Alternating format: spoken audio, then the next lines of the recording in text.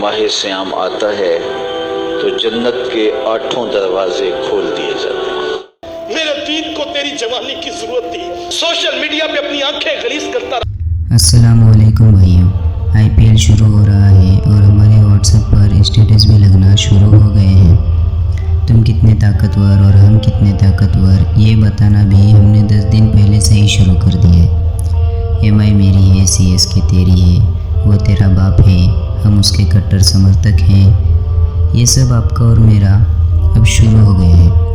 یار یہ سب ہمیں اتنے جلدی پتہ چل جاتا ہے، پھر کیوں ہم سب یہ بھول جاتے ہیں کہ کبھی ہماری جمعہ ہے، ارے آج شب برات ہے، ارے اتنی تاریخ سے رمضان شروع ہو رہے ہیں۔ یہ سب ہمیں یاد نہیں رہتا، اور یاد رہتا بھی ہے تو اس کی تیاری شروع نہیں ہوتی۔ ہم سب کاموں کا پلان بناتے ہیں لیکن دین کے کاموں کا پلان نہیں بناتے۔ ارے ہم سب ٹائم پاس والے گناہ والے کام سب کو شیئر کرتے ہیں، ہم خود بھی گناہ میں شامل اور دوسرے کا گناہ بھی ہمارے اوپر آ جاتا ہے۔ لیکن اگر ایک بھی نیکی کا کام، ایک بھی عبادت کی بات اگر ہم نے دوسرے کو بتائی اور اس بندے نے اس پر عمل کیا تو اس کا ثواب آپ کو بھی ملتا ہے۔ لیکن کیا کریں، ہم سے یہ سب ہوتا نہیں۔ IPL کرنا چھوڑ دو، کیونکہ رمضان بھی شروع ہو رہے ہیں۔ ہمیں روزہ رہنا ہے، ہمیں اللہ سے معافی مانگنی ہے۔ اب تک ہماری زندگی بہت گناہوں میں گزری، اب اس بچے کچے وقت کو ہم ویسٹ نہیں ہونے دیں گے۔ ہماری عبادت کے دن شروع ہو رہے ہیں، مجھے اب میری ایک نیکی کے بدلے لاکھوں نیکی کا ثواب ملنے والا ہے۔ اس ماہ سیام کا استقبال تقوی سے، اشتیاق سے، محبت سے کیا جائے۔ ماہ سیام آتا ہے تو جنت کے 8 دروازے کھول دیے جاتے ہیں۔ اللہ کی رحمتیں بندوں کے بہت قریب ہو جاتی ہیں۔ اللہ کی خاص رحمتیں اس مہینے میں نازل ہونے جا رہی ہیں۔ تو فرمایا کہ اللہ نے اس مہینے کے روزوں کو فرض قرار دیا ہے۔ جس نے اس مہینے میں کوئی اچھائی کی تو وہ ایسے ہے جس طرح اس نے فرض ادا کیا ہے، یعنی اس مہینے میں ایک نفل ادا کرنے کا، ایک نفلی عبادت کرنے کا، فرض ادا کرنے کے مطابق ثواب ہے۔ اور جس نے اس مہینے میں کوئی فرض ادا کیا تو گویا اس کو 70 فرضوں کا ثواب عطا کیا جائے، تو 70 گنا اجر اس مہینے میں بڑھ جاتا ہے۔ تو رحمتوں کی لوٹ سے لگی ہے نا اس مہینے میں۔ آقا کریم نے ارشاد فرمایا اور وہ صبر کا مہینہ ہے، اور صبر کا ثواب سیدھا سیدھا جنت ہے۔ وَشَهْرٌ يُزَادُ فِيهِ رِزْقُ الْمُؤْمِنِ، اور یہ ایسا بابرکت مہینہ ہے جس میں مومن کا رزق بڑھ جاتا ہے، مومن کے رزق میں اضافہ ہو جاتا ہے۔ وہ نعمتیں جو عام ایام میں اسے نصیب نہیں ہوتی، اس مہینے میں اسے نصیب ہو جاتی ہے۔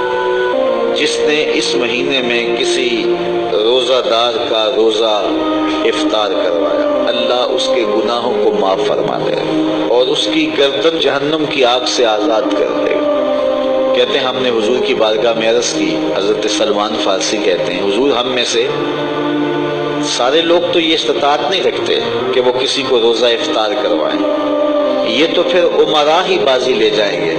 تو رحمت عالم نے کیا جواب دیا، سنیے۔ فرمایا کہ اللہ تعالیٰ یہ ثواب اسے بھی عطا کرے گا جو دودھ کے ایک گھونٹ سے، ایک چوہارے یا کھجور سے، یا پانی کے ایک گلاس سے کسی کو افطار کروائے، اللہ اسے بھی یہ ثواب عطا فرمائے۔ تو یہ تو اس کی کرم نوازی ہے، اس کی رحمتوں کا باڑا بٹ رہا ہے۔ ہاں اگر کسی نے کسی کو سیراب ہو کر کے روزہ افطار کروایا، سیراب کر کے اچھا دسترخوان لگایا، انواع و اقسام کی چیزیں رکھی، وہ رج گیا تو ثواب تو اسے بھی مل گیا جس نے پانی کا گھونٹ پلایا، جس نے دودھ کا گھونٹ دے دیا، جس نے چوہارا دے دیا، کھجور دے دی۔ لیکن جس نے اس کو رجایا، اس کو خوب سیراب کیا، تو میرے مصطفیٰ کریم فرماتے ہیں اللہ اس کو جام کوثر عطا کرے گا۔ 50,000 سال کے دن میں اس کوثر کے جام پینے کے بعد اس کو پیاس نہیں لگے گی، حتیٰ کہ جنت میں چلا جائے گا۔ اللہ کی رضا کے لیے ماہ سیام میں لوگوں کے روزے افطار کروائیں۔ یہ جو نمائشی افطار پارٹیاں ہوتی ہیں ان سے جان چھڑائیں۔ ریا والا عمل اللہ کو کبھی بھی قبول نہیں، یہ بات ذہن میں رکھیں۔ بعض کا ہم محنت کرتے ہیں ضائع ہو جاتی ہے کیونکہ ریا شامل ہو جاتی ہے۔ بعض لوگ تو ایسے لوگوں کی افطاری بھی کرواتے ہیں جن کے بارے میں یقین ہوتا ہے کہ جن نے روزہ نہیں رکھا ہوا، تو ان کو بھی بلا کر کے نمائش کی جاتی ہے کہ ہمارے گھر میں دیکھو کتنے بڑے بڑے منصب دار اور عہدے دار آئے ہیں۔ اللہ کے ساتھ دھوکہ نہ کرو، اللہ کے ساتھ کوئی دھوکہ کر نہیں سکتا، وہ اپنے ساتھ دھوکہ ہے۔ جو اللہ کے لیے کام کرو وہ محض اس کی رضا کے لیے کرو، بس بات ختم۔ جب اس کی رضا کے لیے کرو گے تو اس کا اجر کتنا بڑا ہے۔ اس کی رضا کے لیے ایک گھونٹ پانی پلا دیا، ایک گھونٹ دودھ دے دیا، ایک چھوارا کسی کو دے دیا، اجر کیا ہے؟ پچھلے سارے گناہ معاف۔ کتنا بڑا اجر ہے، اللہ اکبر۔ لیکن قربانی دی، جان دی، رگوں کا خون نکل گیا راہ خدا میں، لیکن یہ تھا میری ناموری بھی ہوگی تو یہ سب کچھ برباد۔ ارے ابھی ہم جوان ہیں، کہتے ہیں جوانی کا ایک سجدہ بڑھاپے کے 100 سجدوں کے برابر ہوتا ہے، یعنی جوانی میں کیا ہوا ایک سجدہ بڑھاپے کے 100 سجدوں سے اچھا ہوتا ہے۔ پھر کیوں میں میرے دوسرے کاموں کی وجہ سے میری تراویح چھوڑ دوں؟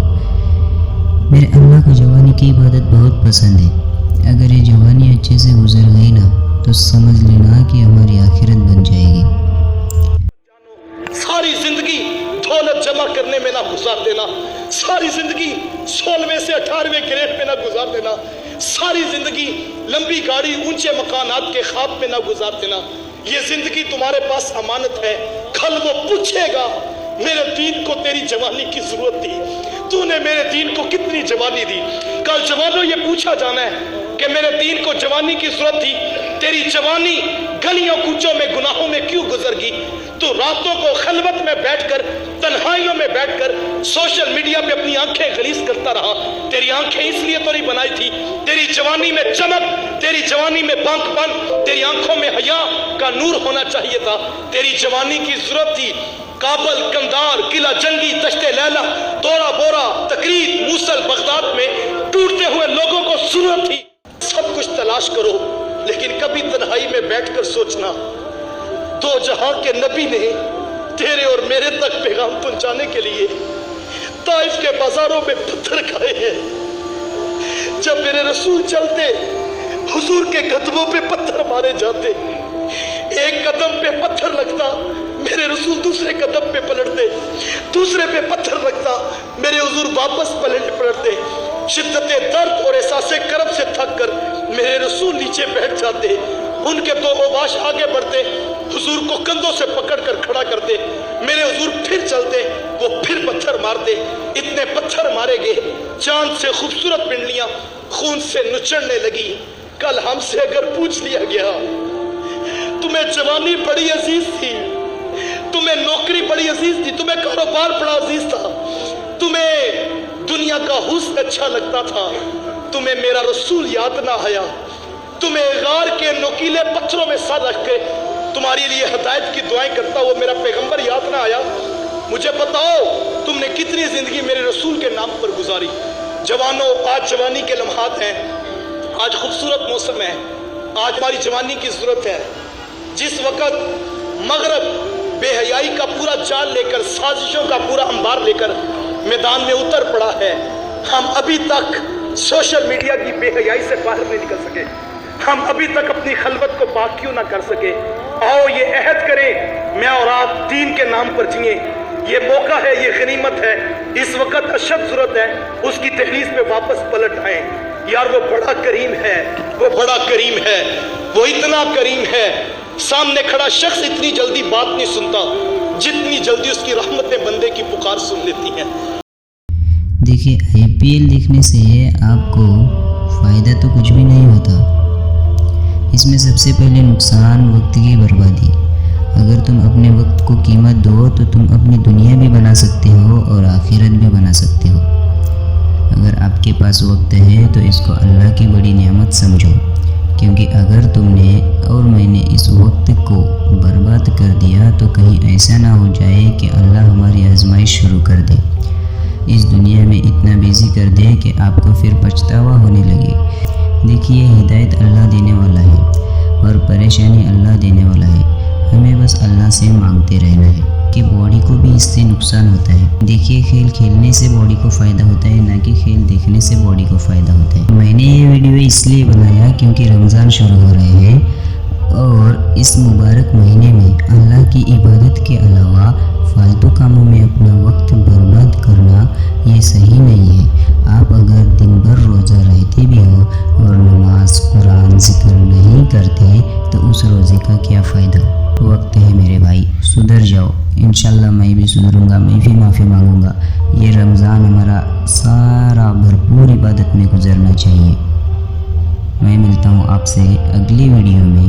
तब तक आपको और आपकी फैमिली को मेरी तरफ से रमज़ान मुबारक।